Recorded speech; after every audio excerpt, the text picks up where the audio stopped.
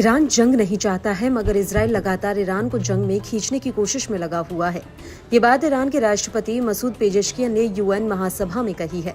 ये पहला मौका है जब 70 वर्षीय ईरानी नेता ने किसी अंतर्राष्ट्रीय मंच पर अपने विचार रखे हैं। इस दौरान पूरी दुनिया के सामने ईरान ने यूएन महासभा में लेबनान पर इजरायली हमले को लेकर चिंता व्यक्त की।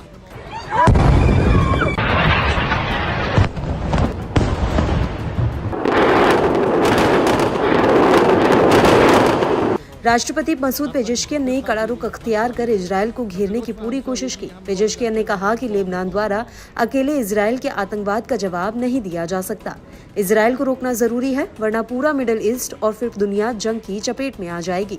ईरानी राष्ट्रपति ने साफ किया कि तेहरान लेबनान में इजरायल के हमलों का अभी जवाब नहीं देगा। इससे इलाके में तनाव बढ़ सकता है।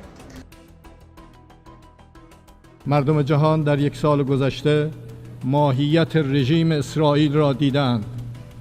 سردمداران این رژیم چگونه جنایت می‌کنند و در 11 ماه بیش از 41,000 مردم بیگناه را در غزه به خاک و خون کشیدند که بیشتر زنان و کودکان بیگناهند، ولی به نسل کشی، کودک کشی، جنایت جنگی و تروریسم دولتی میگویند دفاع مشروع.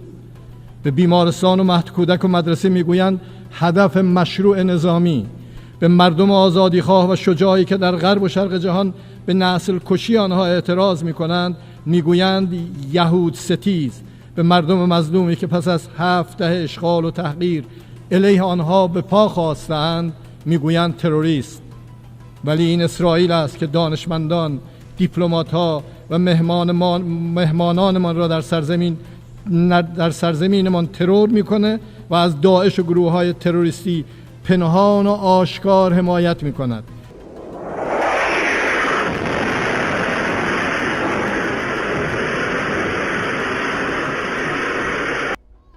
पेजेश्कियन ने इजरायल पर गाजा में नरसंहार का भी आरोप लगाते हुए कहा कि गाजा में पिछले 11 महीने में 41,000 मासूम लोगों को बेरहमी से मारा गया। इनमें ज्यादातर महिलाएं और बच्चे थे। पिछले 1 साल में दुनिया के सामने इजरायल की असलियत उजागर हो गई है।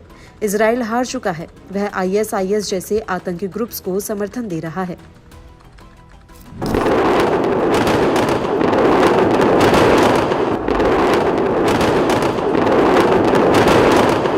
ईरानी राष्ट्रपति ने यूएन में अपने पहले संबोधन से पहले CNN को दिए इंटरव्यू में कहा था, हिजबुल्लाह इजरायल के खिलाफ अकेले खड़ा नहीं हो सकता। अंतर्राष्ट्रीय समुदाय से आह्वान है कि लेबनान को दूसरा गाजा बनने नहीं दिया जा सकता है।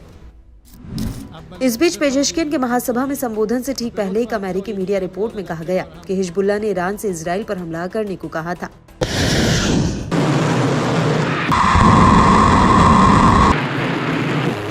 दरअसल इजरायल ने लेबनान के हिजबुल्लाह समूह के ठिकानों पर जोरदार हमला बोलते हुए जबरदस्त तबाही मचाई थी।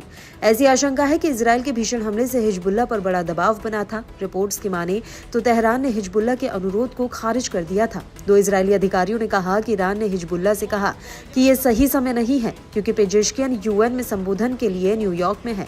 दावा तो ये भी है कि हिजबुल्लाह ने 2 महीने पहले तेहरान में हमास नेता इस्माइल हानिये की हत्या के जवाब में ईरान से हमला करने को कहा था।